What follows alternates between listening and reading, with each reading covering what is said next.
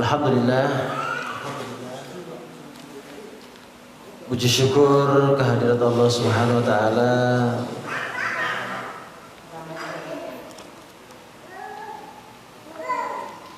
Malam ini kita sama-sama bisa hadir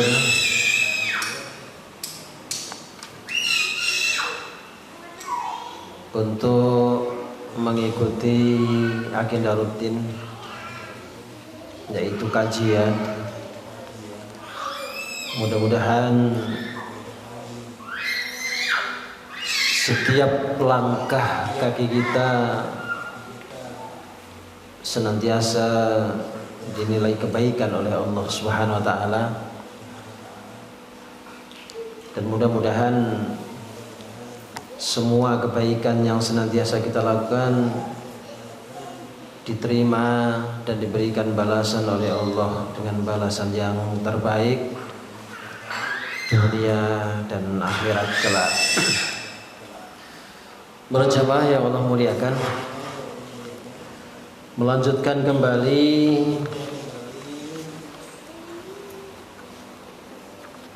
bahasan tentang racun hati.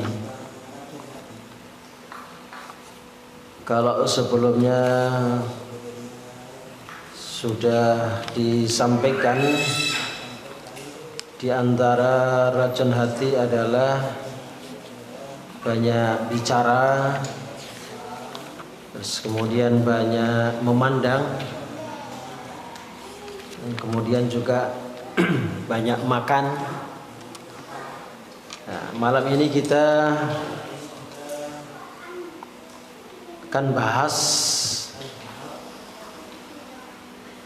yaitu berlebihan di dalam bergaul. Berlebihan dalam bergaul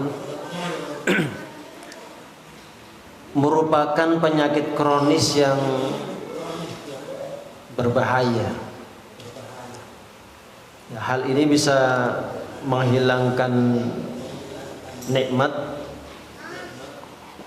menanamkan permusuhan, menimbulkan penyakit hati yang seandainya ditimpakan pada gunung, nan tinggi menjulang pun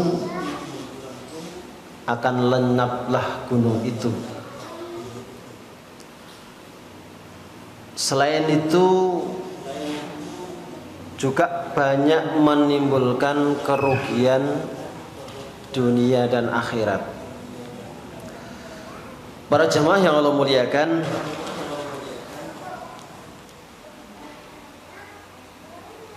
dalam bergaul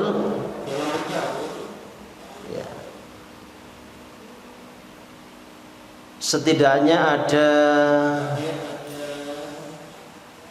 4 golongan.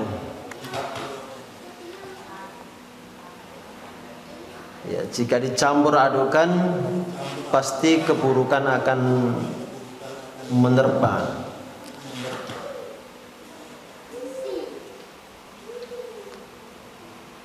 Golongan tersebut yang pertama adalah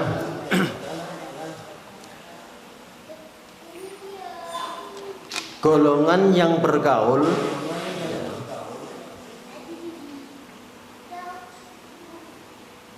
dengannya laksana mengonsumsi makanan bergizi. Artinya begini, ketika kita bergaul itu justru malah mendapatkan kebaikan. Makanya ada salah satu lagu nasyid, Tombo Ati. Salah satu tombo ati itu adalah berkumpul dengan orang soleh. Artinya ketika kita ini berkumpul dengan orang-orang soleh, ulama, kiai,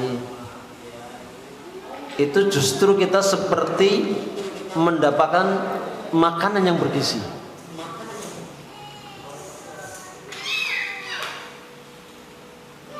Pergaulan yang semacam inilah yang kemudian harus sering kita lakukan.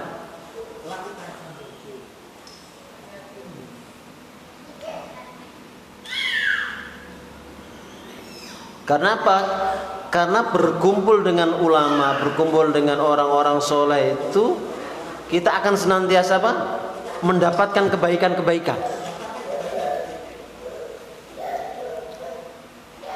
Mereka pasti memberikan nasihat-nasihat yang baik, ya.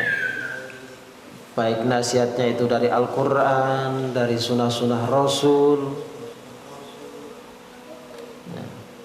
Jadi pergaulan semacam ini yang senantiasa kita pupuk. Karena apa? Karena lebih banyak mendatangkan manfaat, ya, daripada madharatnya. Itu yang pertama. Kemudian yang kedua, ketika kita bergaul itu seperti mendapatkan obat. Ya. Misalnya, ya, ketika kita bermuamalah gitu kan, kalau kita butuh sesuatu, misalkan sakit, otomatis kita mencari apa? Mencari dokter kan? Maka sudah, nah, tentunya kita harus bergaul dengan dokter supaya kita mendapat obat.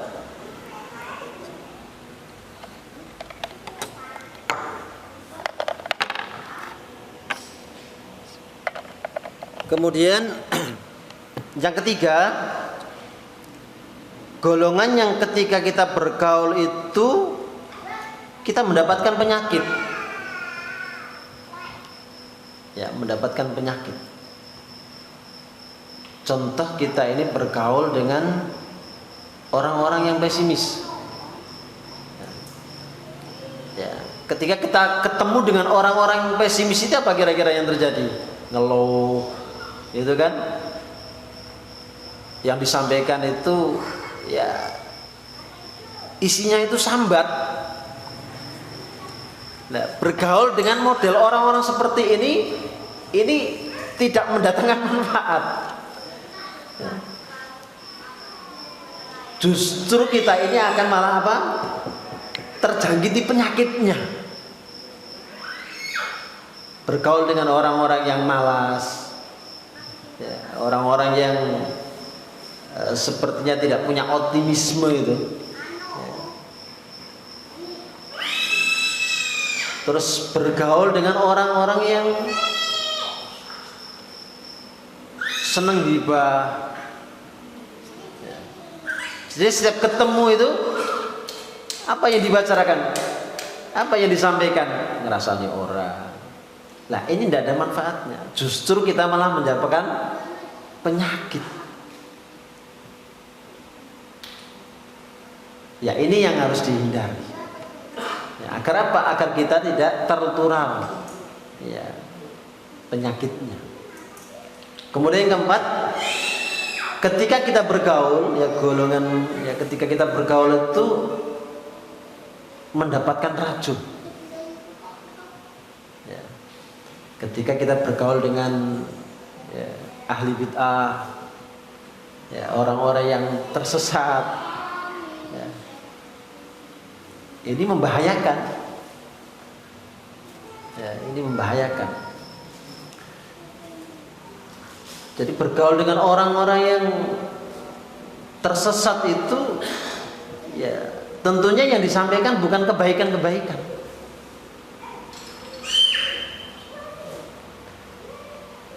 Ya, maka para jamaah yang Allah muliakan, pergaulan itu sangat mempengaruhi sekali. Ya, pergaulan itu sangat mempengaruhi sekali, sehingga ketika kita tidak hati-hati di dalam bergaul, itu bisa meracuni hati kita. Ya, bisa meracuni hati kita. Demikian juga kalau kita misalkan saat ini, ya, di kalangan para remaja begitu. Kalangan para remaja itu, pergaulan yang buruk itu dampaknya itu sangat dahsyat. Dampaknya sangat dahsyat. Bisa berdampak pada kesehatan mental, ya, bisa berdampak pada fisik, bisa berdampak juga pada prestasi akademik, serta dapat merusak kebiasaan-kebiasaan yang baik. Dan kondisi saat ini para jamaah yang Allah muliakan sangat-sangat memungkinkan sekali. Ya. Misalkan dampak dari pergaulan yang buruk itu terhadap kesehatan mental. Ya. Bisa menimbulkan stres, ya, bisa menimbulkan kecemasan, ya, depresi, serta rendahnya harga diri.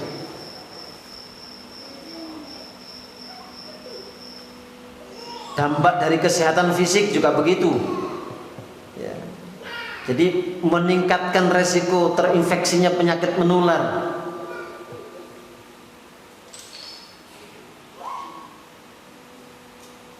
Ya, seperti kalau sekarang ini ya, antara wanita suka dengan wanita, laki-laki suka laki-laki, ya.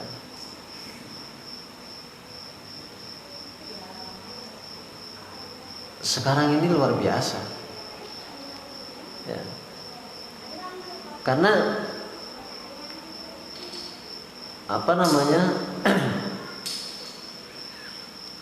kalau kita mengakses media sosial itu sepertinya sudah tidak ada yang ditutupi, semuanya sangat terbuka sekali.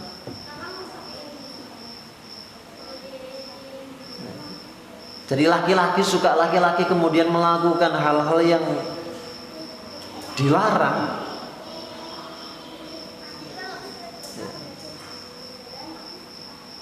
Ketika itu ditegur seakan-akan melanggar hak asasi. Demikian juga wanita senang wanita. Jadi ada apa? Ada namanya lesbian, ada namanya homoseks. Itu dampak-dampak pergaulan yang buruk.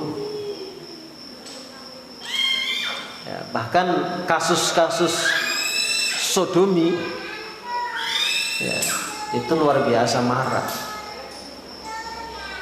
Kiai di pondok pesantren, ya, sering terindikasi semacam itu. Bahkan di sekolah-sekolah, ya, terindikasi seperti itu. Ini sebetulnya adalah dampak dari pergaulan-pergaulan yang buruk tadi. Ya. Bahkan di beberapa kasus yang sering muncul saat ini adalah kehamilan di luar nikah.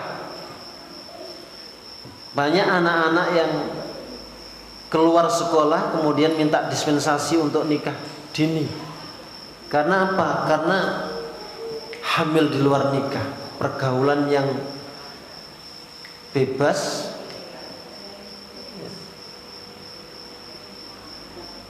dipantu dengan dia sering mengakses, ya, media sosial yang sangat terbuka sekali.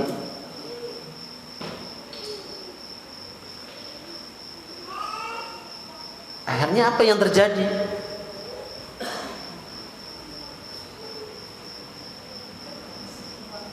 Kemudian dari sisi prestasi akademik,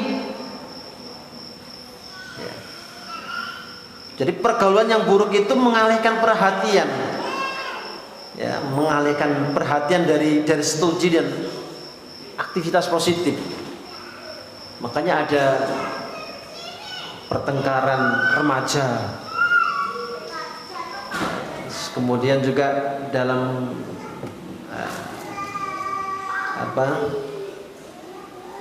kejadian-kejadian yang bisa kita lihat itu murid tidak punya adab.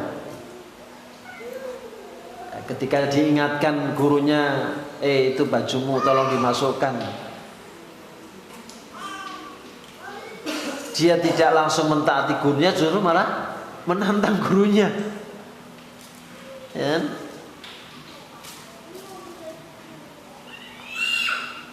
Makanya di sisi lain itu kadang-kadang pendidik, ya, guru di sekolah itu bingung bingung menghadapi anak-anak yang seperti itu. Ketika dia ditegur, nanti orang tuanya tidak terima, tidak ditegur, sudah keterlaluan. Coba solusinya bagaimana kalau sudah dalam kondisi seperti ini? Ya. Jadi pergaulan buruk itu sangat mempengaruhi prestasi akademik. Kan banyak itu yang sering posting, ada anak-anak yang sudah usia SMP SMA belum bisa menghitung. Ini faktor apa? Faktor pergaulan. Ya, faktor pergaulan.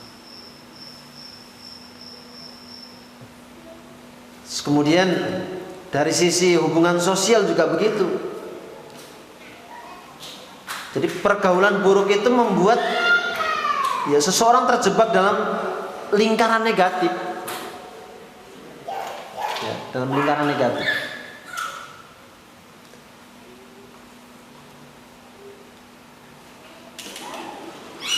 Ya, saat ini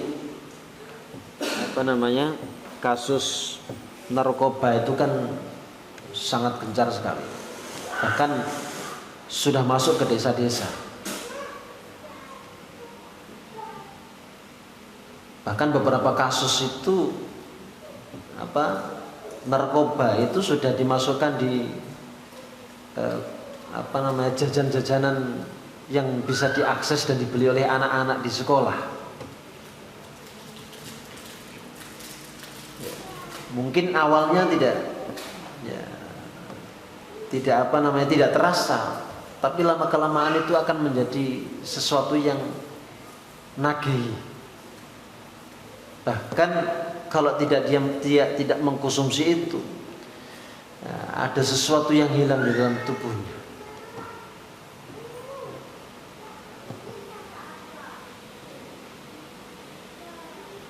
Jadi pergaulan yang buruk itu juga merusak hubungan sosial.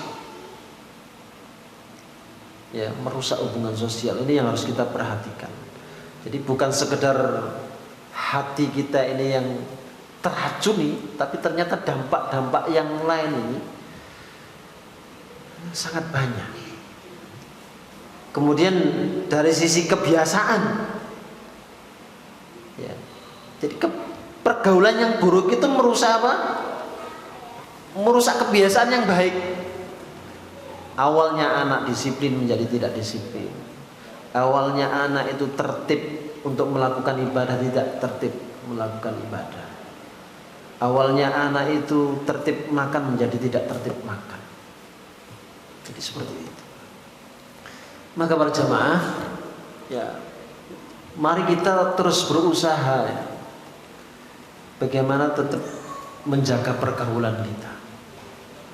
Ya, menjaga pergaulan kita, cari teman yang bisa mengajak kepada kebaikan, teman yang bisa mengajak dekat dengan Allah, ya, sehingga ketika kita salah ini diingatkan, ketika kita melakukan perbuatan-perbuatan yang melenceng senantiasa dinasihati. Jangan mencari teman-teman yang jauh dengan Allah, itu sangat berbahaya dan bisa merusak atau meracuni hati kita. Nah, sehingga pelan tapi pasti itu akan memberikan dampak yang kurang baik pada kehidupan kita. Nah, para jamaah yang Allah muliakan,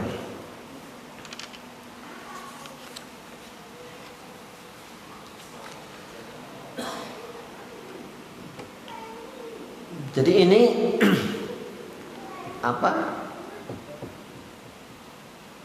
pergaulan yang ya tidak baik, ya, pergaulan yang buruk itu ya sangat-sangat meracuni hati kita. Ya. Untuk itu para jamaah yang Allah muliakan, dari keempat racun hati ini, ya mari kita sama-sama ya, perhatikan, ya, mulai dari menjaga bicara, ya, jangan sampai kita ini banyak bicara, ya, karena orang yang banyak bicara itu kemungkinan salahnya lebih banyak, ya, daripada benernya. Kemudian kita juga menghindari banyak makan secukupnya, ya, makan secukupnya. Kalau sudah kenyang ya sudah, ya, artinya kalau kita ini kebanyakan makan, ya, akhirnya kita juga menjadi pemalas. Orang yang banyak makan itu banyak tidur. Orang yang banyak tidur itu biasanya juga berefek kepada ibadah. Ketika ibadahnya sudah mulai malas, maka hatinya ini sudah mulai tertanam penyakit-penyakit itu. Kemudian juga menjaga pandangan, ya. Jadi menjaga pandangan, memandang sesuatu yang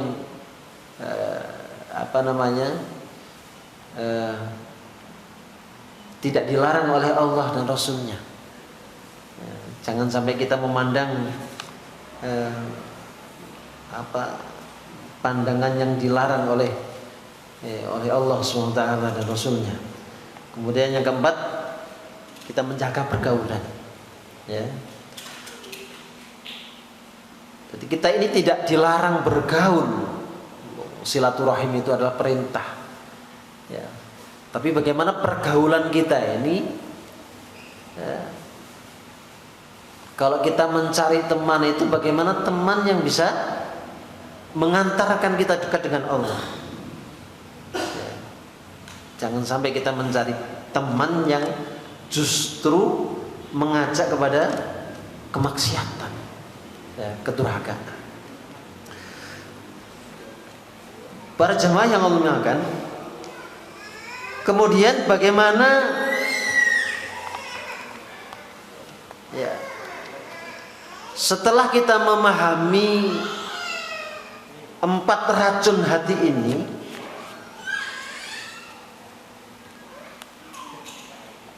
apa kira-kira yang bisa kita lakukan agar hati kita ini tetap hidup? Ya. Tentunya ada yang namanya gizi untuk menghidupkan hati.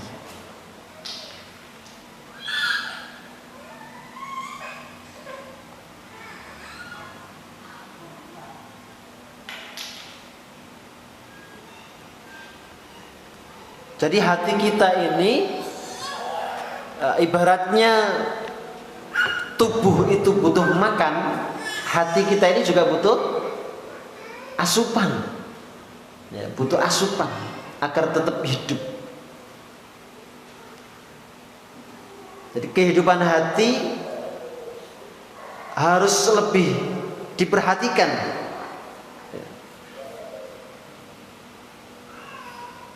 Daripada tubuh kita ini. Apabila tubuh yang sehat, ya, apabila tubuh yang sehat itu membuat seorang hidup tanpa dipersulit penyakit, hati yang sehat, ya, hati yang sehat itu membuatnya bisa menjalani kehidupan yang baik di dunia dan kebahagiaan tanpa batas, ya, di akhirat. Begitu juga kematian, ya. Begitu juga jika kematian tubuh itu memutus seseorang dari kehidupan dunia, kematian hati itu bisa menyisakan duka derita nan abadi. Ya, makanya tidak hanya tubuh kita yang diperhatikan, tapi bagaimana hati kita ini juga harus diperhatikan, ya, harus diberi gizi. Kalau kita ini Ya tubuh kita ini sakit sedikit saja sudah bingung kan. Ya. Apalagi yang kelihatan, misalkan kulit. Ini khususnya bagi ibu-ibu itu biasanya kalau kulitnya itu sudah mulai menghitam itu sudah bingung. Nah, akhirnya bingung mencari apa? Pemutih. Nah, agar bisa glowing terus. Ya. Nah, nanti yang laki-laki juga begitu, ketika sudah mulai tumbuh kukulnya ini sudah bingung gitu. Ya. Jadi sudah tumbuh kukulnya ini gimana carinya obatnya ini. Ya. Nanti kalau dipelides itu juga semakin menghitam kulitnya. Ya, kulit wajahnya. Kalau dikasih obat itu juga belum tentu obatnya itu bisa menghilangkan penyakit itu. Ya. Itu bisa stres juga loh orang punya kukul itu. Ya kan? Bisa gak percaya diri juga.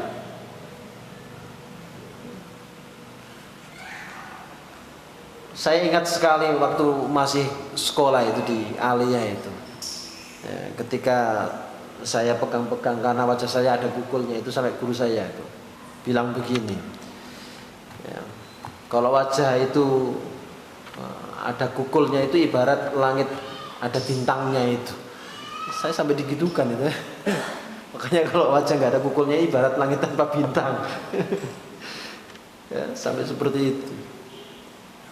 Ya.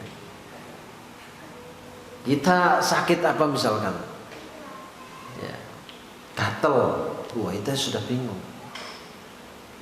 Bagaimana kita memberikan perhatian kepada penyakit itu? Ya, penyakit tubuh kita, penyakit fisik kita ini dengan sungguh-sungguh. Tapi kalau hati kita ini yang sakit, terkadang justru kita malah lalai, dianggap biasa. Ya, dianggap biasa. Sehari kita tidak baca Quran itu biasa saja. Ya. Makanya seorang soleh dia berkata, aneh sekali. Manusia menangisi orang yang mati jasadnya, namun tidak menangisi orang yang mati hatinya. Padahal keadaan ini lebih parah. Jadi kalau ada orang yang mati itu ya Allah sedihnya luar biasa. Tapi ketika ada hati yang mati, itu seakan-akan tidak terasa. Ya, karena kita selama ini menganggap biasa-biasa saja penyakit hati itu. Untuk itu, para jamaah yang Allah muliakan, seluruh ketaatan merupakan kebutuhan bagi kehidupan hati. Khususnya ya zikir kepada Allah, membaca Al-Quran, istighfar, doa, ya sholawat Nabi, sholawat kepada Nabi. Kemudian kita juga bisa qiyamul lail. Ya. Jadi ketaatan-ketaatan semacam ini sangat penting untuk memberikan gizi kepada hati kita.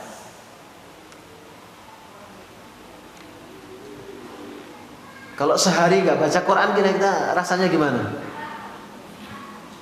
Biasa-biasa saja. Ya, kalau kita sehari nggak baca Quran itu rasanya masih biasa-biasa saja. Bahkan kita sering terlambat masbuh sholat itu sudah ya biasa karena sudah kebiasaan. Nah, padahal itu kalau kita terus ya masbuh, ya, itu bisa menghilangkan gizinya hati. Ya, bisa menghilangkan gizinya hati. Para jemaah yang Allah muliakan, maka ya di antara gizi yang bisa menghidupkan hati itu adalah apa tadi? Zikrullah. Zikir kepada Allah, ingat kepada Allah. Syekhul Islam Ibnu Taimiyah menyampaikan pentingnya zikir bagi hati. Beliau mengatakan, zikir bagi hati laksana air bagi ikan. Ya. Jadi zikir bagi hati itu laksana air, ya laksana apa? Air bagi ikan. Ikan itu kalau tidak ada air, apa yang terjadi?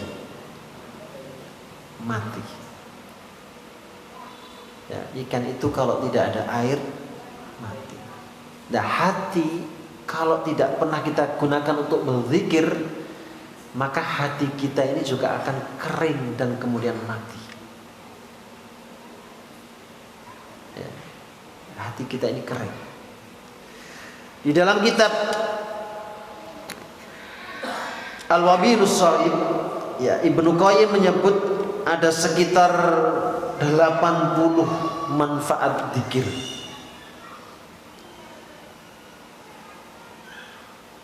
Di dalam kesempatan ini ada beberapa yang bisa disampaikan. Yang pertama, zikir adalah makanan pokok bagi hati dan rohani. Hati dan rohani yang tidak mendapatkan hidangan ini sama seperti tubuh yang tidak mendapatkan asupan makanan. Jadi zikir itu ibarat makanan pokok. Tubuh itu kalau tidak diisi energi, ya, tidak diisi makanan, maka akan lemas. Ya, itu tubuh. Hati, ya, kalau tidak kita gunakan untuk berzikir, maka semakin lama akan semakin lemas, ya, bahkan tidak punya tenaga sama sekali. Ya. Karena zikir itu adalah makanan pokok bagi hati. Artinya kalau pokok berarti sangat penting. Ya, berarti sangat penting. Kalau tubuh kita ini setiap hari makan minim 2 kali, bahkan sampai 3 kali, ya, 3 kali sehari semalam. Ya. Kita ini kadang-kadang, ya, orang Jawa itu, ya, kalau belum makan nasi itu dikatakan belum makan. Ya, pagi itu sudah kopi, roti, menyok, nah, itu katanya belum sarapan. Ya, itu katanya belum sarapan. Kamu sudah sarapan belum? Maksudnya sarapan nasi. Ya, sarapan nasi. Jadi makan roti, makan menyok itu belum dikatakan sarapan. Ya. Baru nasi itu sudah, ya, dikatakan sarapan. Siang juga begitu. Ya, siang makan ogosari, ya, makan lemper. Ditanya, sudah makan siang belum? Belum. Saya baru makan lemper saja. Itu perhatian kita terhadap tubuh seperti itu, ya. Perhatian kita terhadap tubuh itu seperti itu. Nah, bagaimana perhatian kita terhadap hati kita ini? Maka para jamaah, mari, ya, kita jadikan zikir ini sebagai makanan pokok, makanan utama bagi hati. Ya, kalau Rasulullah SAW itu, ya, beliau beristighfar kan sehari semalam tidak kurang dari 100 kali. Ya. Ada hadis yang lain menyampaikan 70 kali. Ya, mari kalau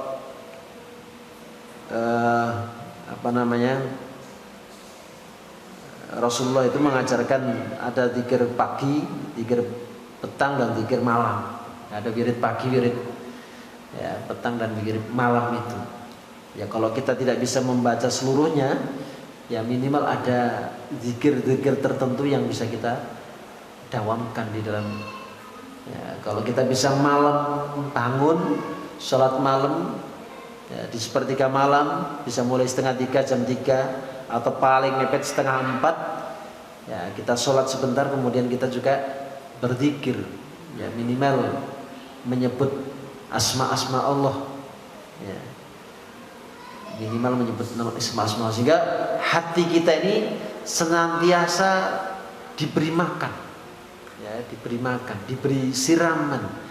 Kalau sampai kita melupakan, ya, makanan-makanan hati, maka Ya, sebagaimana yang disampaikan tadi, ya, ibarat ikan ya tanpa air, ya, ikan tanpa air.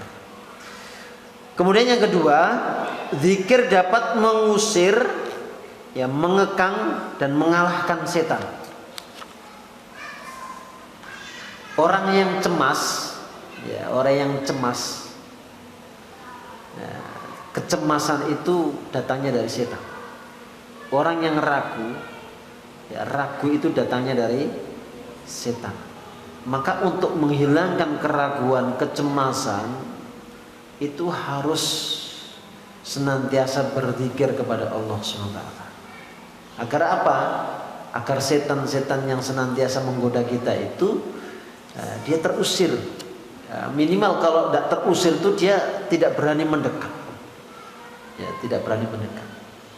Makanya Rasulullah itu setiap aktivitas apapun selalu mengawali dengan doa dan mengakhirinya dengan doa. Sampai kita mau tidur itu pun juga diajari, ya, diajari. Ada adab tidur, ya, ada adab tidur. Baca sholawat, ya, kemudian apa namanya, baca surat-surat qul itu. Kemudian kita mendoakan, ya, saudara-saudara kita, ya, mendoakan saudara-saudara kita. Jadi setiap aktivitas apapun itu Rasulullah itu mengajarkan kita dengan doa. Mengajarkan kita dengan doa. Bahkan, ya, berakhir pun itu juga mengajarinya dengan doa. Sama ketika kita mau masuk kamar mandi pun, karena tahu kamar mandi ini banyak jinnya, banyak setannya, Rasulullah memberikan doa. Ya. Apa doanya? Allahumma inni a'udzubika minal khubusi wal khaba'is. Jadi berlindung dari jin laki-laki dan jin perempuan. Jin itu ada perempuannya juga, ya. Jadi seperti itu. Kemudian setelah keluar dari kamar mandi, di luar kamar mandi kita juga diajarkan doa ghufranaka. Kita minta ampun. Kenapa? Bisa jadi kita melakukan perbuatan-perbuatan yang melanggar ketika di kamar mandi, sehingga ketika keluar pun itu sudah diajarkan oleh Rasulullah ghufranaka. Kita minta ampun atas kesalahan yang sudah kita lakukan. Luar biasa kan? Ya, luar biasa. Kemudian yang ketiga, zikir dapat mendatangkan ridho Allah. Ini yang dasar. Ya. Zikir itu dapat mendatangkan keridhaan Allah. Kalau Allah itu sudah ridho, kalau Allah itu sudah ridho, apa sih maunya kita? Ya, akan diberi itu.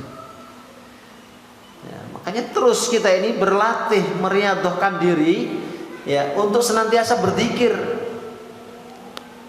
ya, untuk senantiasa berzikir. Agar apa? Agar Allah memberikan keridhaannya kepada kita. Apa sih yang kita cari di dalam kehidupan ini? Ya. Pengen menjadi orang hebat misalkan, tapi kalau Allah gak ridho. Pengen menjadi orang yang sukses, tapi kalau Allah yang gak ridho. Maka agar Allah itu mendatangkan keridhaan kepada kita, mari terus kita berupaya untuk apa? Untuk berzikir, ya, untuk melantunkan zikir-zikir. Ya, syukur-syukur kita ini bisa apa? Melafadzkan asma-asma Allah, asmaul husna itu. Ya, insya Allah, ya, dalam menjalani kehidupan kita senantiasa diberikan keridhaan oleh Allah SWT. Kemudian yang keempat, zikir bisa menghilangkan duka cita dan kesedihan dari hati, mendatangkan kebahagiaan, kesenangan dan kelapangan. Adakah di antara kita ini ketika berzikir kemudian tidak bahagia? Kira-kira ini yang salah zikirnya apa yang berzikir? Kalau kita berzikir kemudian kita tidak merasa bahagia, ini yang salah zikirnya apa kita yang berzikir? Ya. Kalau kita ini sudah berzikir tapi kita masih sedih, ya, tidak ada kebahagiaan yang menyertai diri kita, tidak ada kesenangan di dalam hidup kita, tidak ada kelapangan di dalam kita menjalani kehidupan ini, apa kira-kira yang salah? Kalau kita baca sholawat saja itu, apa kata Rasulullah? Ya. Jadi barang siapa yang membaca sholawat 1 kali untukku, ya Allah akan bersolawat kepadanya 10 kali. Artinya apa? Artinya Allah itu akan mendatangkan kebaikan 10 kali. Allah menghapus 10 keburukannya. Ya, dan kemudian Allah juga akan menaikkan derajatnya 10 kali. Ini hanya 1 sholawat. Bagaimana kalau kita baca 100 sholawat, kita baca 1000 sholawat? Berapa kebaikan yang Allah berikan? Berapa keburukan yang Allah akan hapuskan kepada diri kita? Dan berapa derajat, ya, tingkatan derajat yang Allah berikan kepada kita? Itu baru sholawat, ya, itu baru sholawat. Baik, ini para jamaah yang bisa kami sampaikan. Insya Allah nanti akan kita lanjutkan di lain kesempatan. Mari kita sama-sama akhiri dengan berdoa kepada Allah, doa kafaratul majlis. Subhanakallahumma rabbana hamdika asyhadu an la ilaha illa anta astaghfiruka wa atubu ilaik. Ihdinas siratal mustaqim. Assalamualaikum warahmatullahi wabarakatuh.